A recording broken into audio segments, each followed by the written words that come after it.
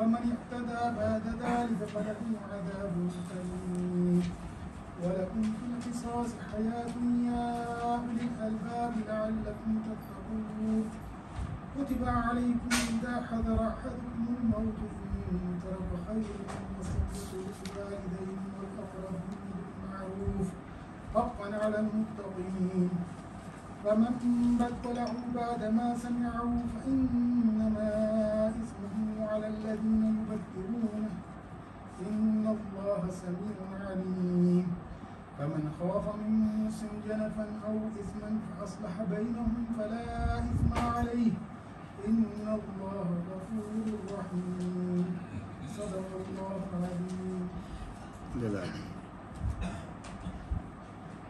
اعوذ باللہ من الشیطان الرجیم بسم اللہ الرحمن الرحیم رب اشرح لی صدری ویسر لی امری واحلل عقدۃ من لسانی یفقہوا قولی.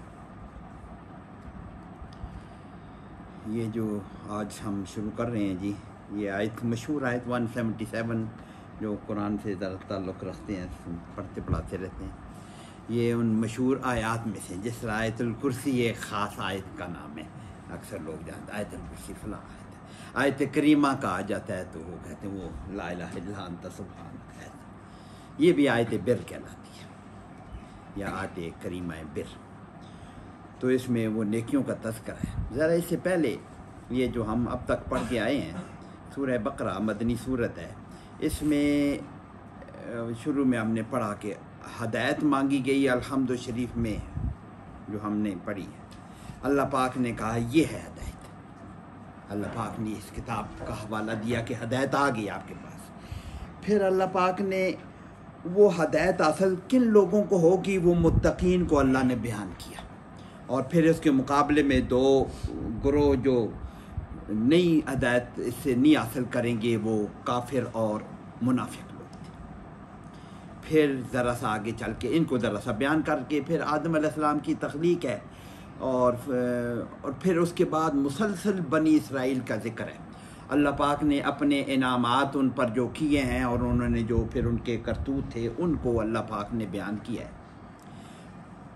یہ ان کو سارا ان کو یاد دلا کے پھر قبلے کی تبدیلی کا حکم دیا گیا ہے. سورہ یہ جو ہم نے پڑھا اس پارے کے شروع میں کہ قبلہ تبدیل کر دیا گیا، امامت بنی اسرائیل سے چھین کر بنو اسماعیل کے حوالے کر دی گئی. دنیا کے امام وہ ہو گئے. اور پھر اس کے بعد اللہ پاک نے پہلی دفعہ جو خطاب کیا کہ یا ایھا الذین آمنوا، وہ سورج جو ہم نے پڑھی تیسرا رکوع جو دوسرے پارے میں کہ استعینوا بالصبر والصلاۃ، وہ جو شہادت کا ذکر انا للہ و انا، یہاں پہلی دفعہ. اب اس آیت میں اس کے بعد یہ تھوڑی توحید بیان کرنے کے بعد پچھلے ایک دو رکوعوں میں اللہ پاک نے اپنی توحید بیان فرمائی ہے. توحید بیان کرنے کے بعد اب اس آیت میں پورے دین اسلام کا ایک خاکہ اللہ پاک رکھ رہے ہیں اجمالی طور پر، مختصر طور پر. پھر باقی سورہ بقرہ اسی آیت کے مختلف مضمون کی آگے تفصیل ہے. پورے آخری سورہ بقرہ تک اسی آیت کے مختلف عنوانات کی آگے تفصیل آئے گی. تو یہ اس لحاظ سے بہت اہم آیت ہے. اس ایک آیت میں 77 میں یہ اجمالی طور پر ہے اور پھر آگے تفصیل فوراً شروع ہوگی. آیت 178 سے فوراً ہی آگے تفصیل بھی شروع ہو گئی ہے. تو ہم شروع کرتے ہیں. بسم اللہ الرحمن الرحیم. لیس البر ان تولوا وجوہکم قبل المشرق والمغرب. لیس البر، نیکی صرف اتنی سی نہیں ہے، لیسا نہیں ہے، بر نیکی کو کہتے ہیں. ہر اچھے کام کو اللہ کی رضا کے لیے جو بھی کام کیا جائے وہ بر کہلاتے ہیں، اچھا کام جو ہے. یہاں ترجمہ انہوں نے کیا یہ کچھ سارا کمال اسی میں نہیں ہے. بر کمال ہی ہوتا ہے اللہ کے لیے جو کام کیا جائے گا وہی کمال ہے، وہی نیکی ہے، اسی پہ اللہ پاک کی طرف سے اجر ہے. تو یہ جب قبلے کا تبدیلی ہو گئی تھی فرام بیت کس سے مسجد اقصیٰ سے بیت المقدس سے ادھر قبلہ کی طرف، تو پھر لوگوں میں یہ مدینہ میں ہے، لوگوں میں یہ بات تھی، لوگ اعتراض کرتے تھے، بنی اسرائیل تو اعتراض کرتے بھی تھے، مسلمان بھی پہلے عادی تھے ادھر کے آپس میں کچھ بات چیت ہوتی تھی اس میں، تو اس بات کو اللہ پاک نے یہاں بالکل ہی ختم کر دیا کہ اس میں کوئی کمال یا نیکی یا کوئی بڑائی نہیں ہے کہ منہ کدھر کرو، قبلے کی طرف، مشرق کی طرف یا مغرب کی طرف۔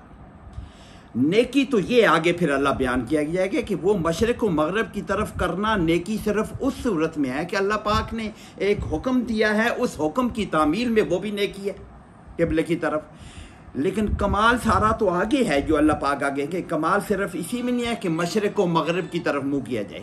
ایک ذرا سا خیال مجھے ایسے بھی آ گیا کہ اس میں مدینہ کے حساب سے ہم دیکھیں تو اس وقت کے لوگوں میں قبلہ تبدیل کہاں سے ہوا تھا؟ شمال سے جنوب کی طرف ہوا تھا، ایسے ہے نا، لیکن ڈسکشن یہاں الفاظ ذکر ہوئے ہیں مشرق و مغرب کے، تو سورہ رحمان میں بھی رب المشرقین و رب المغربین، شاید اس میں کوئی ایسا ذکر ہے کہ شمال کو بھی مشرق میں شامل کر کے اور جنوب کو بھی مغرب میں شامل کیا جائے۔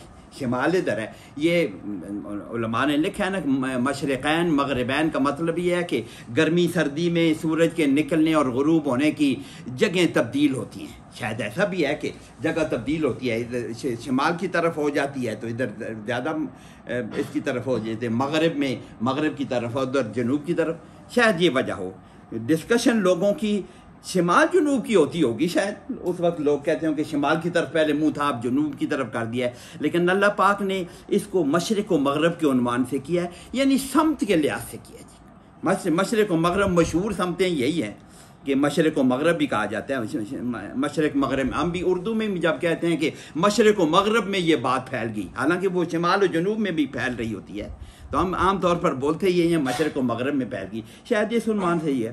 تو مشرق کو کسی سمت کی طرف منہ کر لینا ہی صرف نیکی نہیں ہے، سارا کمال اس میں نہیں ہے، بلکہ کمال کس میں ہے؟ وَلَٰكِنَّ الْبِرَّ، پہلے ایک وہم پیدا کیا کہ یہ نیکی صرف اتنی نہیں ہے، پھر نیکی کیا ہے؟ وَلَٰكِنَّ استعمال کر کے وَلَٰكِنَّ الْبِرَّ مَنْ آمَنَ بِاللَّهِ، بلکہ نیکی یہاں پہ بھی علماء نے لکھا ہے کہ یہاں پہ ایک اور حرف محذوف ہے، وَلَٰكِنَّ الْبِرَّ بِرُّ مَنْ آمَنَ بِاللَّهِ، کہ نیکی تو پھر یہ نیکی ہے کہ جو یہ نیکی کہ اللہ کا پر ایمان لائے، من آمن باللہ، کہ نیکی کا کہاں سے پہلی بنیاد نیکی کی کیا ہے کہ اللہ پر ایمان، اللہ کی اس کی ساری صفات کے ساتھ اس کے ساتھ اللہ پر ایمان ہوگا، وہ بنیاد ہے، پہلی بنیاد کسی نیکی۔ ایمان باللہ کے بغیر اچھا کام اچھا ہوگا، لیکن وہ نیکی کے درجے کے، بر کے درجے میں یا آخرت کے میں اس کے ثواب کے حساب سے وہ کام نہیں ہوگا۔ نیکی وہی ہوگی اللہ کے پر ایمان کے ساتھ ہوگی، وبالیوم الآخر، اور ایمان بالآخرت کے ساتھ۔ پچھلی دفعہ بھی عباسی صاحب نے تقوی کے لیے ایمان بالآخرت اور جواب دہی کا احساس مست ہے، اس کے بغیر تقوی کا کنسیپٹ ہی نہیں ہے جب تک اللہ کے سامنے جواب دہی کا احساس نہ ہو۔ تو اللہ پر ایمان اور آخرت پر ایمان، یہ دو پہلی بنیادی شرطیں ہیں۔ پھر آگے ایمان بالملائکہ والملائکہ، فرشتوں، ملک فرشتہ کو کہتے ہیں، ترجمہ ہم نے پہلے کیا ہوا ہے، فرشتوں پر ایمان، والکتاب، اور کتابوں پر ایمان۔ یہ والکتاب کا مطلب ایک کتاب نہیں، والکتاب یہ الف لام میں اس کو کیا کہتے ہیں کہ لام جنس ہے، یہ پوری کتاب، یعنی اللہ کی طرف سے نازل شدہ ساری کتابیں، ان پر ایمان لانا۔ والملائکہ والنبیین، اور یہ بھی سارے، والنبیین سارے کے سارے نبیوں پر ایمان لانا۔ تو یہ 5 ایمان اللہ نے گنے ہیں، ایمان باللہ والیوم الآخر والملائکہ والکتاب والنبیین، یہ 5 بنیادی ایمان لائیں گے تو نیکی تب پیدا ہوگی۔ نیکی ان 5 بنیادی اصولوں کے ساتھ نیکی کا کنسیپٹ پیدا ہوگا۔ پھر یہ تو اعتقادات ہیں، عقیدہ، یہ عقیدے کی بات ہوئی، اللہ پاک نے کہا کہ یہ عقیدے ہوں گے، اس میں رسول مسنگ ہے، نبی کا ذکر تو آ گیا، لیکن رسول صلی اللہ علیہ وسلم خود موجود ہیں، اس وقت موجود ہیں، سارے نبیوں کا، حضور صلی اللہ علیہ وسلم سمیت سارے نبیوں کا ذکر اس میں آ گیا۔ یہ 5 بنیاد ایمان باللہ کی، آخرت کی، کتاب کی، ساری کتابوں کی، سارے نبیوں کی اور ملائکہ کی، یہ 5 بنیادیں ہیں۔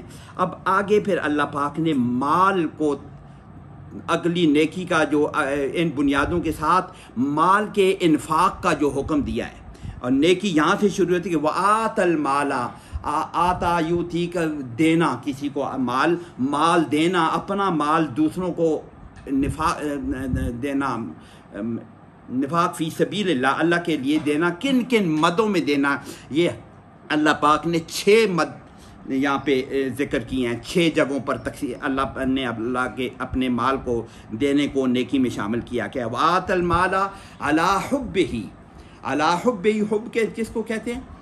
محبت کو، عَلَىٰ حُبِّهِ، اس کی محبت میں، وَآتَ الْمَالَ، اور مال کو دینا، وہ مال دیتا، اس نے آتا کا مطلب تو مال دیا نا، اس نے مال دیا، یہ نیکی ہے کہ اس نے مال دیا۔ نیک کون ہوگا؟ نیکی کیا ہوگی کہ وہ مال دیتا ہے عَلَىٰ حُبِّهِ، اس کی محبت پر، ہم کہیں گے اس کی محبت میں، کس کی محبت میں؟ حُبِّهِ، یہی کس کے لیے ہے؟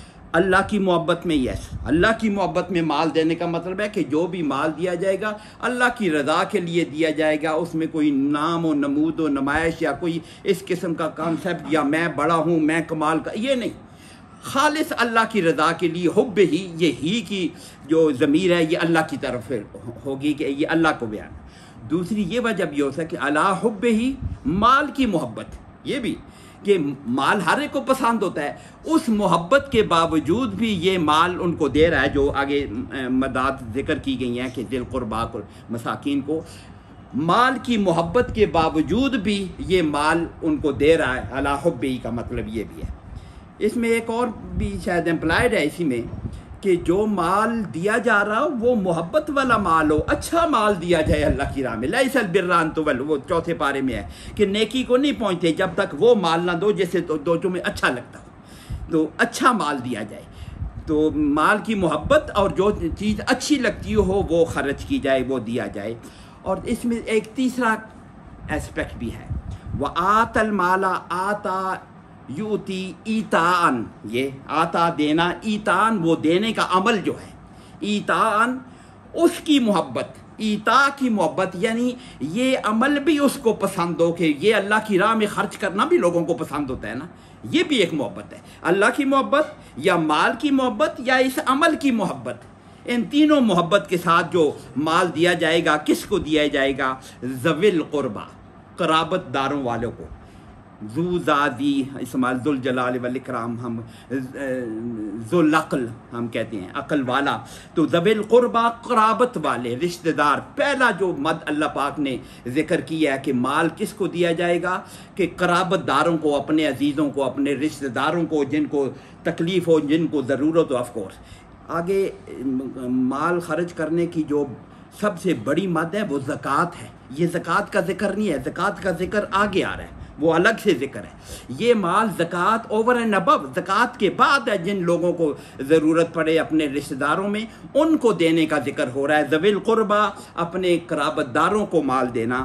والیتامى، یتیم کی جمع ہے، اور یتیموں کو، یتیم وہ ہوتا ہے جس کے ماں باپ فوت ہو جائیں بچپن میں، بلوغت سے پہلے، جو جس کے ماں باپ نہ ہوں اور پھر نادار بھی ہو، تو وہ یتیم، یتامہ کو دینا۔ والمساکین، مساکین مسکین کی جمع ہے، یعنی عام غریب لوگ، غربت والے، جن کے نادار لوگ مساکین، ان کو دیا جائے۔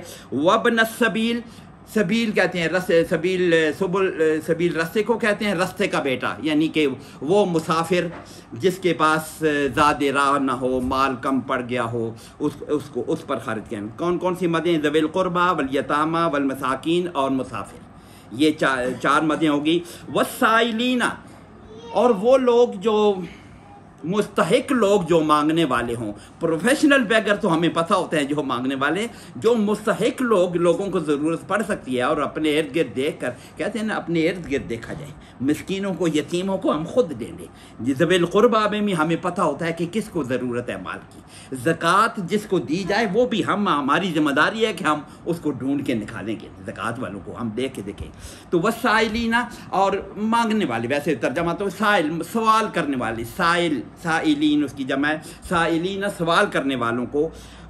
وفی الرقاب، اور رقاب، رقبہ گردن کو کہتے ہیں، وفی الرقاب اس کا ترجمہ یہ ہوتا ہے کہ گردن چھڑانے میں، جو آگے سورہ بلد میں ہے فک و رقبہ، فک و رقبہ گردن کو چھڑوانا، آزاد کرنانا، یہاں پہ وہ مسنگ ہے، وہ کیا اس کا شاید مادہ مصدر بنتا ہے رقاق یا تخلیص، خلاصی، گردن کی خلاصی، وہ یعنی وفی الرقاب وفی رقاق رقاب، اس کو گردن کو چھڑانے میں خرچ کیا جائے گا۔ اس میں خاص بات اور بھی ہے کہ یعنی غلاموں کے آزاد کرنے میں، اس وقت ایک غلاموں کا کانسیپٹ چل رہا تھا، حضور صلی اللہ علیہ وسلم کے بھی اپنے غلام تھے، غلام وہ ہوتا ہے جو بندہ خریدا ہوا تھا۔ پرانے زمانے سے ایک ایسا نظام چلا ہوا تھا کہ اس کو بیک جنبش قلم اس کو ختم کرنا مشکل تھا، تو حضور صلی اللہ علیہ وسلم نے مختلف مدوں میں مختلف طریقے سے آہستہ آہستہ تدریجاً اس نظام کو ختم کیا، پھر غلامی ختم ہوگی۔ اتنی زیادہ ترغیب دی گئی غلاموں کو آزاد کرنے کی، اور آزاد تو پھر صحابہ کرتے، غلام کتنے، حضرت ابو بکر صدیق رضی اللہ تعالیٰ کتنے غلام خرید کر آزاد کرتے تھے، صحابہ یہ کرتے تھے۔ اس پہ اتنا زیادہ اجر بیان کیا گیا وفی الرقاب، اور غلاموں کو آزاد کرنے میں۔ یہ 6 مدیں ہوگی، ذوی القربہ، یتامہ، مساکین، مسافر، سائلین اور فی الرقاب۔ پھر رقاب کے ساتھ ایک خاص فرق ہے، باقی جو اللہ پاک نے بیان کیے ہیں وہ لوگ بیان کیے ہیں، یتیم لوگوں کو مال دو، مسکینوں کو دو، مسافر کو دو، اور سوال کرنے والے کو دو یا اپنے رشتہ داروں کو دو۔ پھر رقاب غلاموں کو نہ دو، وہ پھر رقاب اس عمل میں وہ مال خرچ ہوگا، غلام کو پیسہ نہیں دیا جا رہا، اس کو آزاد کرنے کے اس لیے وفی لگایا ہوا ہے، وفی الرقاب یہ فی لگایا ہوا ہے کہ اس عمل میں اس غلام کو نہیں دیا جا رہا، اس غلامی کو اس کو غلامی سے آزاد کرنے کے لیے مال خرچ۔ تو یہ 6 مدات اردو میں لفظ استعمال ہوتا ہے، یہ 6 جگہیں ہیں جن پر مال خرچ کرنا، وہ 5 بنیادی عقائد کے ساتھ یہ 6 مدوں پر مال خرچ کرنا، یہ کمال ہے، یہ نیکی ہے۔ نیکی بیان ہو رہی ہے کہ نیکی ہوتی کیا ہے۔ پھر آگے وہ اقام الصلاۃ، اب یہ عبادات آ گئی ہیں، یہ مال خرچ کرنے کے بعد عبادات، یہ اقام الصلاۃ، نماز کو قائم کرنا، نماز کو قائم کرنا شاید پہلے بھی ذکر کر چکا ہے، نماز کے پورے طریقے سے حضور صلی اللہ علیہ وسلم کے مبارک طریقے کے مطابق، اور پورے خشوع و خضوع کے ساتھ اور اپنی طہارت کے ساتھ، یا جتنے بھی اس کے صفات ہیں نماز کو قائم کرنی، ان اقامہ کھڑا کرنا، اقامہ کھڑا ہونا، اقامہ کھڑا کرنا، نماز کو کھڑا کرنے کا یہ مقصد ہے کہ اس کی پوری تفصیل کے ساتھ اس کو نظام صلاۃ قائم کیا جائے، اس کو اقام الصلاۃ وآت الزکاۃ، اور اس طرح زکوٰۃ کا بھی پورا باقاعدہ نظام و ترتیب کے ساتھ، وہ جو فرض مال کا خرچہ ہے، یہ جو مالی عبادت ہے، مالی عبادت جو حکم ہے، جو فرض ہے، اوپر والی جو مدات میں جو خرچ ہے وہ اس زکوٰۃ کے علاوہ ہے، وہ بھی علماء کہتے ہیں وہ بھی فرض ہو جاتا ہے ایٹ ٹائمز۔ آپ نے مال زکوٰۃ دے دیا، آپ کے گھر پڑوسی آپ کا یا آپ کا رشتہ دار بھوکا مر رہا ہے، تو آپ پر فرض ہو جائے گا اس کو ادا کرنا، نیکی تب ہوگی۔ تو اقام الصلاۃ وآت الزکاۃ، یہ 2 عبادتیں ذکر کر دی ہیں، مالی عبادت اور بدنی عبادت دونوں۔ آگے والموفون بعہدہم اذا عاہدوا، دیکھیں نا اسلام کیا ہے، اعتقادات ہیں، اور پھر عبادات ہیں، پھر معاملات ہیں، پھر اخلاقیات ہیں، یہ چاروں باتیں یہاں ذکر ہوئے ہیں۔ وہ عقیدے بھی پورے بیان کر دیے وہ پورے، پھر مال کے خرچ کرنے کے بعد یہ مالی عبادت اور زکوٰۃ اور نماز بھی، اس میں عبادات اس میں شامل ہو گئیں، 2 بنیادی شامل ہو۔ اور اب آگے والموفون بعہدہم، اب یہ معاملات کا ذکر آ رہا ہے، والموفون بعہدہم، موفون ایفا کرنے میں، اوفا یوفی سے موفون کا مطلب ہے کہ یہ اس میں مفعول کی جمع ہے کہ وعدہ پورا کرنے والے، وعدہ وفا کرنے والے موفون ہے۔ والموفون بعہدہم، اپنے عہد کو پورا کرنے والے، اذا عاہدوا، جب وہ عہد کر لیں،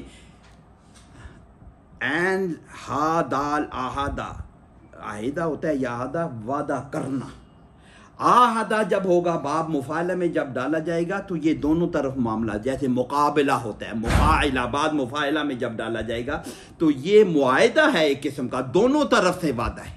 تو والموفون بیعہدہم، یہ سارے معاملات ہم دنیا کے ساتھ ہمارے معاملات ہوتے کیا ہیں؟ یہ معاملہ ہی ہوتا ہے، آپس میں ہمارا طے ہوتا ہے، کوئی وعدہ وعید ہوتا ہے کہ یوں یوں کریں گے، شادی کی رسمیں ہیں، مال یہ خرید و فروخت ہے، یا کتنے اور یہ سارے عہدہ کے تحت آ جاتے ہیں ایک دوسرے کے ساتھ. اور اس لیے اللہ پاک نے یہاں موفون کا پہلے سارے عمل بیان کیے ہیں، نماز قائم کرنا، زکوٰۃ دینا یا مال دینا ان کو، اور یہاں پہ عمل کا ذکر نہیں کیا، عمل کرنے والے کا ذکر کیا ہے. والموفون بیعہدہم، وعدوں کو پورا کرنے والے، وعدہ جب وہ کر لے پورا کرنے والے. اس کا فرق کیا ہے؟ یہ کیوں بیان کیا ہے؟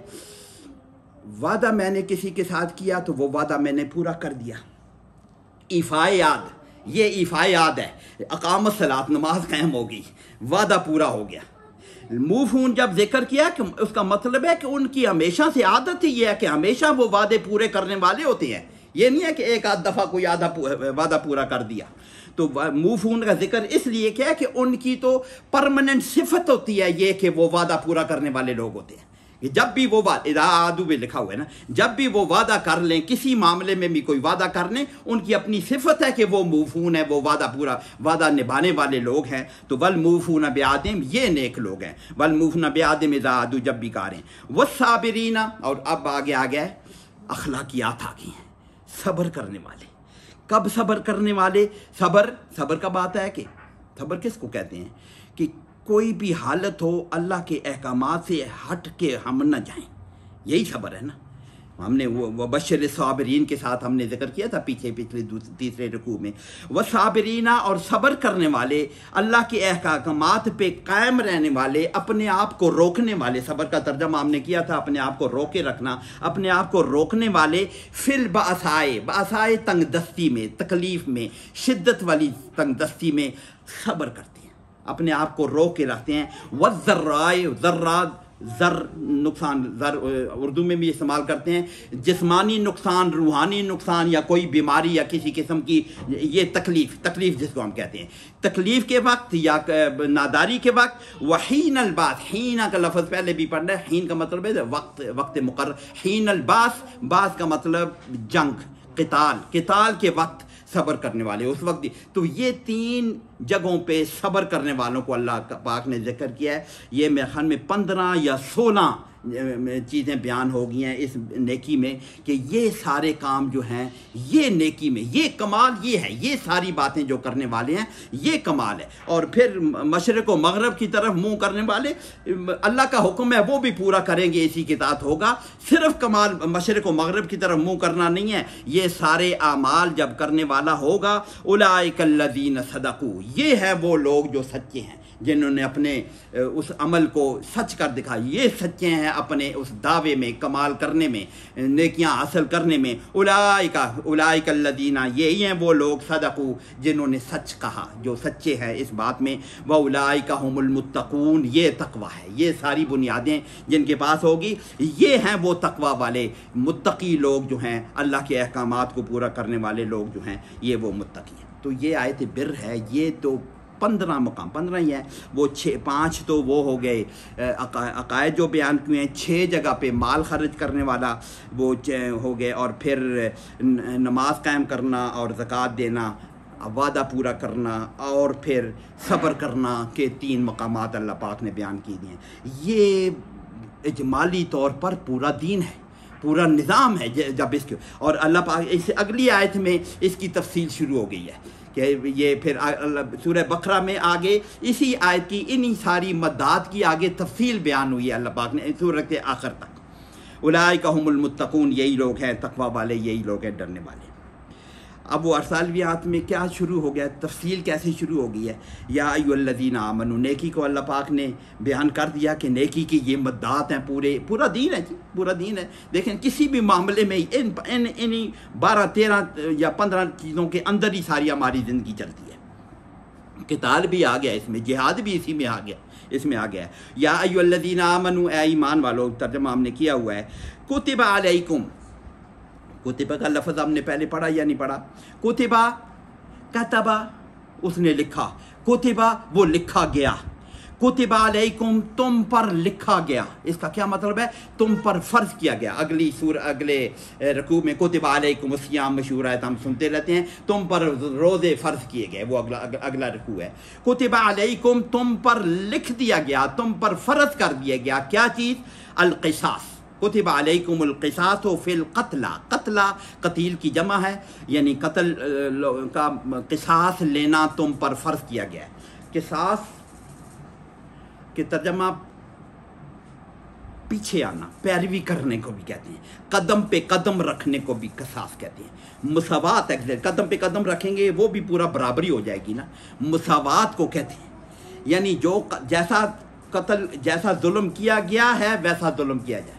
वो कुरान पाक में दो जगहों पे है ना कि जितना तुम पे ज़्यादती की जाए उतनी भी तुम ज़्यादा, वैन आकब तुम फ़ाक़िबू बिमिस्लि मा उक़िबतुम, आगे कहें कि जितने तुम पे ज़्यादती की जाएगी उतनी ही ज़्यादती की। ये भी उसी तरह कि कत्ल की बदला जो है मुसावात होगी, वो पूरा क़िसास होगा, उसके बदले में कत्ल किया जाएगा।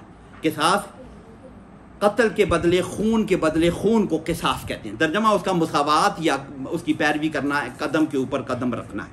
तो तुम्हारे लिए ये क़िसास, कत्ला का, मकतूल का क़िसास या खून का बदला खून के हिसाब से फ़र्ज किया गया है, लाज़िम किया गया है। कुतिबा अलैकुम लाज़िम किया गया है।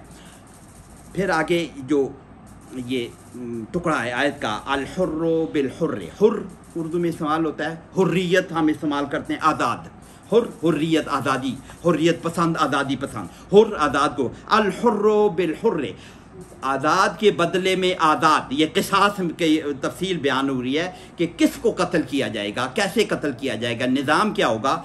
आज़ाद के बदले में आज़ाद, वल अब्दु बिल अब्द, अब्द ग़ुलाम को कहते हैं, वैसे हम अब्दुल्लाह इसलिए कि हम अल्लाह के ग़ुलाम हैं, अब्द जनरली भी ग़ुलाम को कहते हैं। वल अब्दु बिल अब्द, ग़ुलाम के बदले में ग़ुलाम, वल उन्सा बिल उन्सा, औरत के बदले में औरत।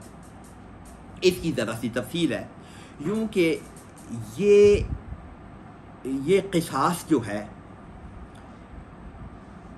इसका ये मतलब नहीं है कि अल-हुर्रु बिल-हुर्र के एक आज़ाद मर्द कत्ल हुआ है तो उसके बदले में किसी आज़ाद मर्द को कत्ल कर दिया जाए, या एक ग़ुलाम कत्ल हुआ है तो ग़ुलाम को कत्ल, किसी ग़ुलाम को कत्ल कर दिया है, या इधर से एक औरत कत्ल हुई है तो उसके बदले में एक औरत, ये मतलब नहीं है। पहले इस्लाम से पहले जब कबाइल में जंग होती थी तो जो ज़रा ज़ोरावर कबीला होता था, जब कत्ल मुकातला दोनों तरफ हो जाते, जब आपस में सुलह करने या कोई निज़ाम तय करने बैठते थे तो उसमें होता ये था कि ज़ोरावर कबीला ये कहता था, हमारा अगर ग़ुलाम कत्ल हो गया ना तो हम उसके मुताबिक में उनका कोई आज़ाद बंदा मारेंगे। हमारी कोई औरत कत्ल हुई है तो, क्योंकि ये दौर वाले हैं ना, हमारी कोई औरत कत्ल हुई है तो हम उनके बदले में मर्द मारेंगे। ऐसे भी होता था कि हमारा एक मर्द कत्ल हुआ है तो हम उसके 3 मर्द मारेंगे। ऐसे इस किस्म के उन्होंने, जो कमज़ोर कबीले होते थे वो फिर ये बात मानते थे। ऐसे ही दो कबीलों की लड़ाई के वक्त जब इस्लाम आ गया, वो दोनों इस्लाम कबूल कर लिए, उनका ये झगड़ा अभी बाकी था। उनमें से ज़ोरावर कबीला भी ये कहता था कि हम हमारे आज़ाद के बदले, हमारे ग़ुलाम के बदले में भी हम उनका आज़ाद बंदा मारेंगे।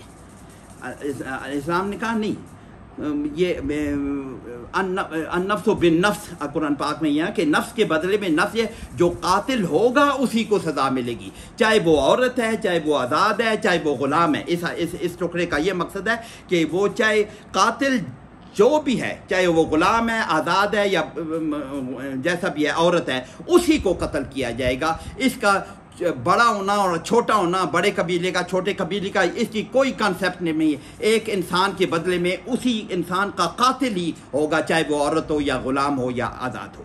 तो इसका ये मतलब है, ये नहीं है कि हुर के बदले में इधर आज़ाद कत्ल हुआ है तो उधर भी एक आज़ाद को, नहीं, आज़ाद उसी बंदे को मारा जाए, वो आज़ाद है, मर्द है, औरत है, उसी को कत्ल किया जाएगा उसके बदले में। तो अल-हुर्रु बिल-हुर्र, आज़ाद के बदले में आज़ाद, वल अब्दु बिल अब्द वल उन्सा बिल उन्सा। फमन उफिया, ये तो हो गया क़िसास का कानून कि कातिल को कत्ल किया जाएगा, चाहे वो औरत है, चाहे वो ग़ुलाम है, चाहे वो आज़ाद है, चाहे वो कोई भी है, बड़ा छोटे का कोई लिहाज नहीं है, कातिल को क़िसास में कत्ल किया जाएगा।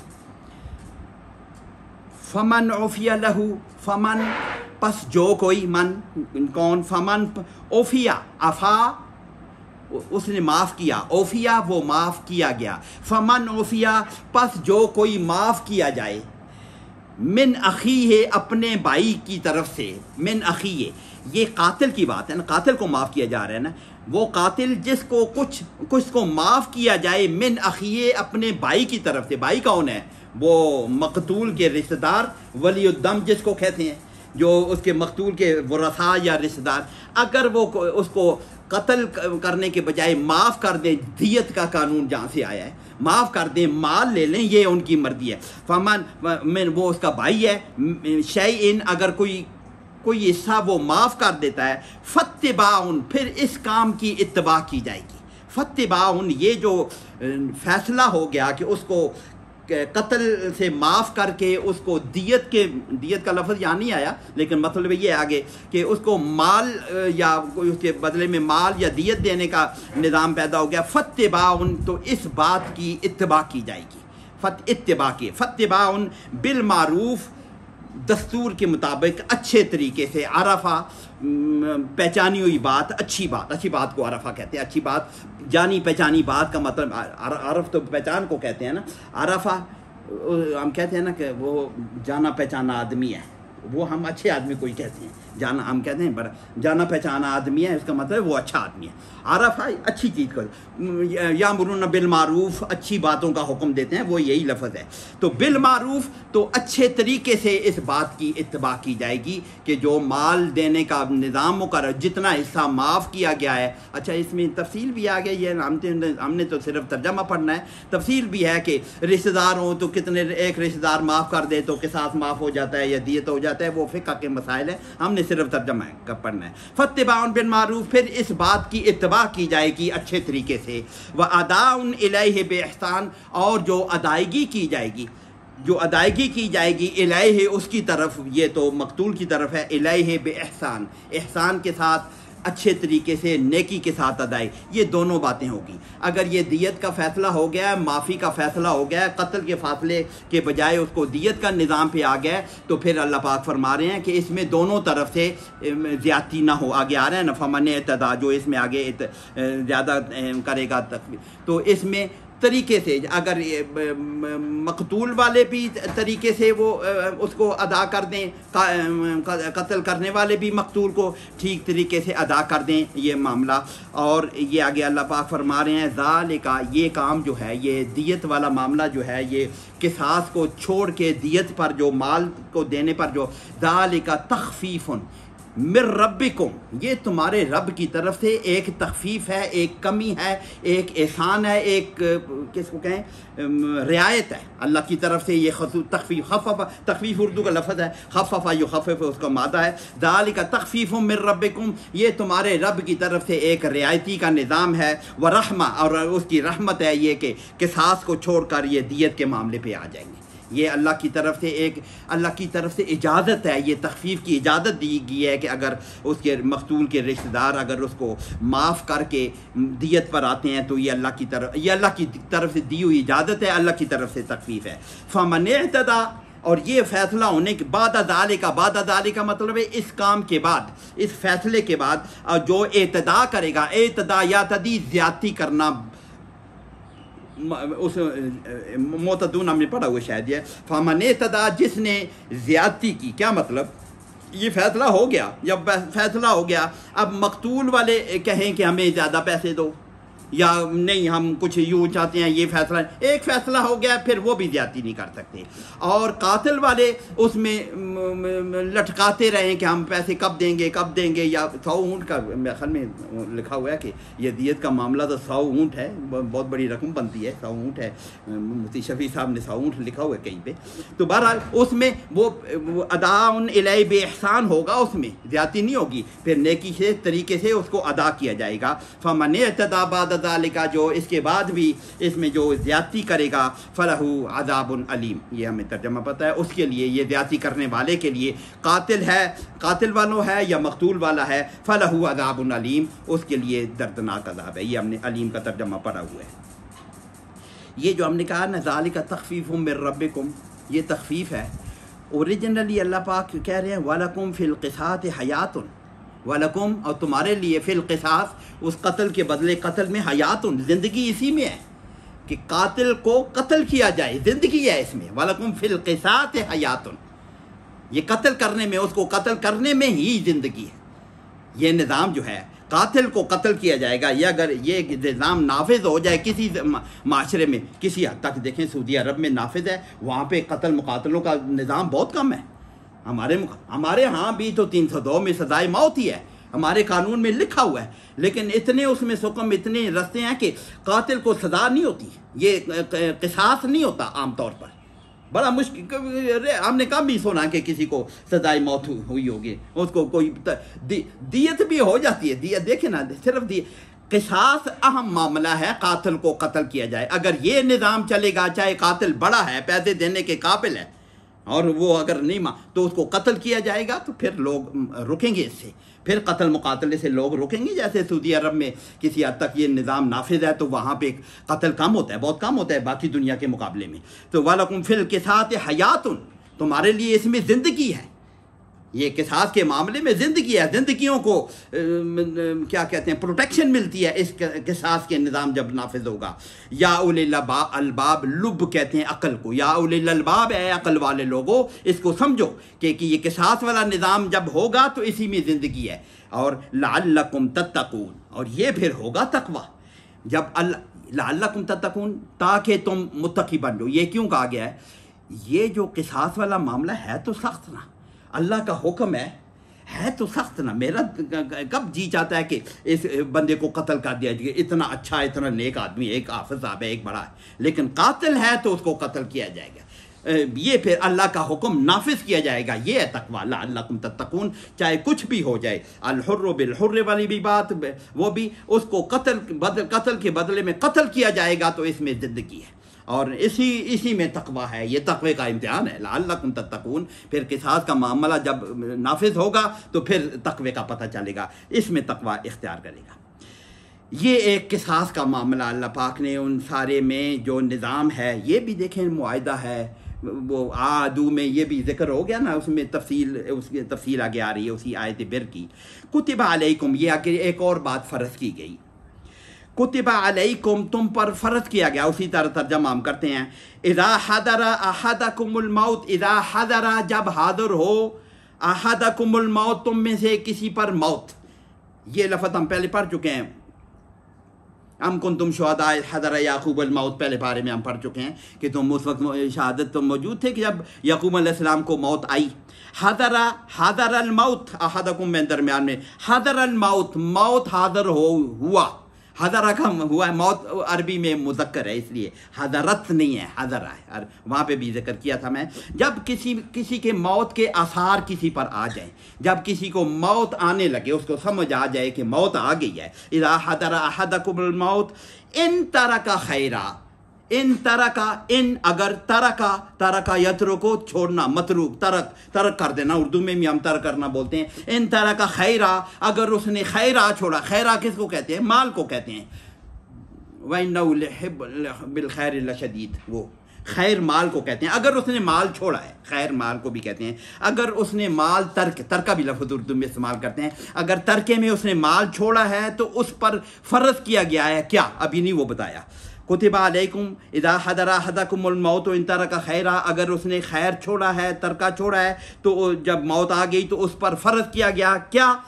الوصیت وصیت فرض کیا گیا وصیت مؤنث ہے گولتا والا لفظ عربی پڑھے مؤنث ہے تو حضرت ہونا چاہیے تھا نہ کیا ہونا چاہیے تھا کوتب نا حضرہ تو موت کے لیے کوتبہ نہیں کوتبت ہونی چاہیے تم پر وصیت فرض کی گئی یہ ایسے ہونا چاہیے نا یہ کوتبہ ہے یہ وصیت کے ساتھ کوتبہ کیوں آیا وصیت کس کو کہتے ہیں وصیت جو اس بولنے والے نے زبانی بتا دیا نا وہ وصیت ہے یا اس نے کچھ لکھ کے دے دیا کاغذ پر وہ وصیت ہے فرض کیا جا رہا ہے وصیت کرنے کا عمل فرض کیا جا رہا ہے کوتبہ وہ عمل وہ کام کرنا فرض کیا جا رہا ہے تو اوسا یوسی وسان کہتے ہیں نا وسان ایسے مفتی صاحب اوسا یوسی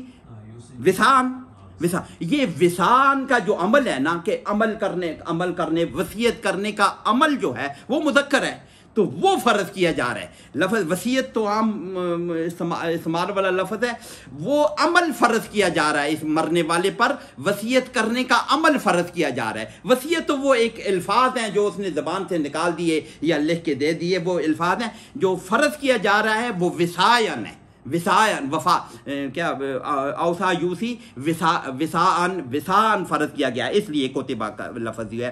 تو وصیت فرض, اب ہم ترجمہ ہم یہ کریں گے, وصیت کرنا فرض کیا گیا. اب اس کا وسان کا ترجمہ ہم کر لیں. وصیت کرنا فرض کیا گیا کس کے لیے؟ للوالدین, والدین کے لیے, اگر مال چھوڑا ہے والدین کے لیے, والاقربین اور اقربا کے لیے, بالمعروف, معروف طریقے سے, اچھے طریقے سے. والدین تو وارث ہیں. یہ آیت ہے وہ وراثت والی آیت, یوصیکم اللہ, یا یہ ہے کہ للرجال نصیب مما ترک الوالدان, وہ اس آیت کے نازل ہونے سے پہلے یہ آیت ہے. یہ آیت اس سے پہلے نازل ہوئی ہے, وہ بعد میں نازل ہوئی ہے. پھر اس میں تو جو والدین کا بھی حصہ مقرر کر دیا گیا تھا. یہ اس سے پہلے ہے کہ جب شاید والدین کا حصہ نہیں ہوتا ہوگا یا کیا ہوتا, تو اس سے پہلے یہ آیت, اس لیے کہتے ہیں کہ یہ آیت شاید اس آیت نے اس آیت کے حکم کو منسوخ کیا ہے. اس میں بڑا انٹرسٹنگ بات میں نے پڑھی, یہ آپ کے ساتھ شیئر کر دیتے ہیں کہ یہ اس وقت منسوخ کی کہ والدین, کوئی بندہ مر جاتا تھا, اولاد کا تو عام طور پر اولاد میں وراثت تقسیم ہو جاتی تھی. والدین کا اور وہ بالمعروف کا یہ مطلب ہے کہ وہ وصیت جو کرتے تھے, وہی بالمعروف کا مطلب وہ 1/3 جو وصیت کی جاتی تھی, شاید پہلے سے چلی آ رہی تھی کہ شاید وہ 1/3 کی وصیت کر دیتے تھے اپنے والدین کے لیے یا رشتہ داروں کے لیے. یہ کہا گیا ہے کہ ان کے لیے وصیت میں والدین کے لیے کچھ چھوڑ کے جایا کرو یا کچھ رشتہ داروں کو دے کے جایا کرو, سارا کچھ اولاد کو نہ مل جائے. اس وقت سارے اولاد کو مل جاتا ہوگا, لیکن جب وہ ہماری وصیت والی والدین کا حصہ جب مقرر ہو گیا تو پھر تو حضور صلی اللہ علیہ وسلم کا خطبہ حجت الوداع میں وہ حکم ہے نا کہ اللہ نے ہر حق والے کو حق دے دیا ہے, اس لیے وراثت جو وارث ہیں ان کے لیے کوئی وصیت نہیں ہے. وہ خطبے کے الفاظ ہیں اس میں کہ وارث کے لیے وصیت نہیں کر سکتا, وارث کے لیے وصیت نہیں کرتا. اس کے آگے تفصیل ہے کہ اگر وہ باقی سارے وارث چاہیں تو پھر کر سکتا ہے, لیکن اوریجنلی وارث کے لیے وصیت نہیں. یہ اس سے پہلے آئی ہے. اس میں بڑی انٹرسٹنگ بات جو شیئر کرنا چاہتا ہوں, مولانا عبید اللہ سندھی رحمۃ اللہ علیہ, انہوں نے, اچھا یہ ناسخ و منسوخ کے بارے میں بھی علماء کے مختلف باتیں ہیں کہ سنا ہے کہ پہلے علماء متقدمین میں 500 آیات ایسی قرآن پاک میں علماء نے نکالی ہوئی تھیں کہ جن کا حکم بعد کی کسی آیت نے منسوخ کیا تھا. لیکن پھر لوگ تطبیق کرتے گئے. یہ جو جلال الدین سیوطی رحمۃ اللہ علیہ نے اپنی کتاب میں جو آیات جن کی تنسیخ نہیں, وہ صرف 20 رہ گئی. پہلے 500 تھیں, صرف 20 رہ گئی. یعنی کہ وہ علماء نے اس کو دیکھ لیا کہ جس کو ہم منسوخ مانگ رہے تھے کہ اس آیت نے منسوخ کیا, اس کا کوئی ایکسپلینیشن ممکن تھی, علماء نے اس کی تطبیق کر لی تھی کہ یہ آیت منسوخ نہیں ہے, یہ ایسے موقع پر اس کا اطلاق ہوگا. تو شاہ ولی اللہ رحمۃ اللہ علیہ جو بنیادی طور پر منسوخ ہونے کے قائل نہیں ہیں, انہوں نے وہ جو 20 آیات جلال الدین سیوطی رحمۃ اللہ علیہ شاید 8ویں 9ویں ہجری کے ہیں علامہ سیوطی جو ہیں, تو شاہ ولی اللہ نے ان 20 میں سے بھی 15 کی تطبیق کر دی. ان کا بھی نظام صرف 5 چھوڑ دی. ان میں سے ایک آیت شاید یہ بھی ہے کہ ان میں ایک آیت یہ بھی ہے کہ یہ والدین کے لیے وصیت کیسے کی جائے, شاید یہ بھی ہے آیت میں. تو عبید اللہ سندھی نے عجیب بات لکھی ہے. انہوں نے کہیں لکھا ہے, میں نے پڑھا کہ وہ ایک وقت میں بیمار ہو گئے. اتنے بیمار ہوئے کہ انہیں ڈر تھا کہ میں مر جاؤں گا, اور ان کے گھر میں ان کی والدہ رہتی تھی. اب ہمیں پتہ تو ہے نا, عبید اللہ سندھی کنورٹڈ مسلم تھے, ان کی والدہ مسلمان نہیں تھی, اس کو وراثت میں کچھ نہیں ملنا تھا. مسلمان کا وارث تو کافر نہیں ہوتا نا. تو جب ان کے ساتھ رہتی تھی تو عبید اللہ سندھی نے لکھا کہ مجھے ڈر ہوا کہ میں مر گیا تو اس میری والدہ کا کیا بنے گا, میرے اولاد تو لے جائے گی, اس کا تو وارث نہیں ہے. تو ان کو یہ خیال آیا کہ شاید میرے لیے یہ آیت کے والدین کے لیے کوئی وصیت کر کے جاؤ. تو پھر انہوں نے اصول طے کیا کہ یہ جو منسوخ یہ بھی ایسا ہو سکتا ہے کہ کوئی حالات ایسے پیدا ہو جائیں کہ اس آیت کو آپ کو اپلائی کرنا پڑ جائے. قرآن پاک کی آیات ایسی ہیں. تو بہرحال یہ ہم آسانی یہی ہے کہ یہ آیت وہ وصیت والی آیات سے نازل ہونے سے پہلے کی ہے, اس لیے اس کا حکم اب نہیں ہے. اب تو اس کی یہ اجمالی طور پر تفصیل آ گئی ہے نا کہ کیسے تقسیم کرنا ہے وراثت کو, تو کیسے وہ آ گیا نا. اس کے ترکے کی تقسیم کا تفصیلاً ذکر وہ سورہ آل عمران میں ہے شاید, اس میں آ گیا نا, اس میں یوصیکم اللہ فی اولادکم اس میں آ جائے گا, تو اس پر ہے. تو یہ حقا علی المتقین, یہ وصیت کرنا حقا ہے علی المتقین, تقوی والوں پر حق ہے. حق کا کیا مطلب ہے؟ فرض ہے. ان کے لیے ضروری ہے کہ یہ والی وصیت کر کے جائیں. جو کمزور لوگ رہ گئے ہیں ان کو وصیت کر کے جائیں. فمن بدلہ, اب جو وصیت اگر کسی نے کر دی, وہ تو مر گیا, مرنے والا تو مر گیا, اب اس کی اپلیکیشن تو اس کے مرنے کے بعد ہوگی وصیت کی. فمن بدلہ, فمن پس جو کوئی جس نے بدلہ اس کو بدل دیا, کس کو؟ اس وصیت کو جو مرنے والا وصیت کر کے گیا. من بعد ما سمعہ, بعد اس کے کہ اس نے اس کو سن لیا تھا. ہو کا مطلب وہ وصیت یا عیسیٰ, عیسیٰ لفظ ہے وصیت کا, وہ عیسیٰ جو ہے اس کو بدل دے. ما سمعہ, جو اس نے سن لیا. فإنما, پس اس کے علاوہ کچھ نہیں ہے, اسمہ, اس کا گناہ, علی الذین یبدلون, یہ وصیت کے بدلنے کا گناہ پھر بدلنے والوں کا ہے. مرنے والا اسے مبرر ہے, وہ اپنا کام کر کے چلا گیا, اس نے اس پر بدل. الذین یبدلون, جس نے اس وصیت کو بدل دیا اس پر گناہ ہے. ان اللہ سمیع علیم, بے شک اللہ سننے والا بھی ہے, جاننے والا بھی ہے. وصیت اس کو بھی پتہ ہے, جاننے والا, اور یہ عمل جو کرنے والے ہیں ان کے بھی دلوں کو جانتا ہے کہ وہ یہ کام کیا کر رہے ہیں. اللہ سن بھی رہا ہے اور جانتا بھی ہے. یہ اگلی خاص بات اور آگے ہے اس میں. فمن خافا من موسن, فمن پس جو کوئی خافا, خافا یہ خوف و ڈرنا, ہم خوف کھانا, اس میں خوف کھانے کا نہیں ہے, یہاں پہ ترجمہ اور کریں گے.